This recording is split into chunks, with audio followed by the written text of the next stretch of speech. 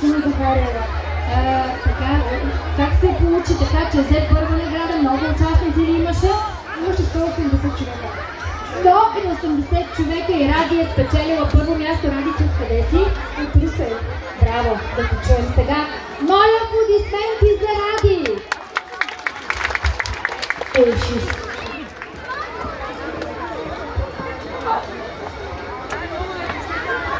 Назад, назад, моме калино, nemoj da odiš podir me, че у нас има гора висока, neke možeš da ja premineš, че у нас има гора висока, neke možeš da ja premineš. Браво! Това беше от мен. Благодаря ви.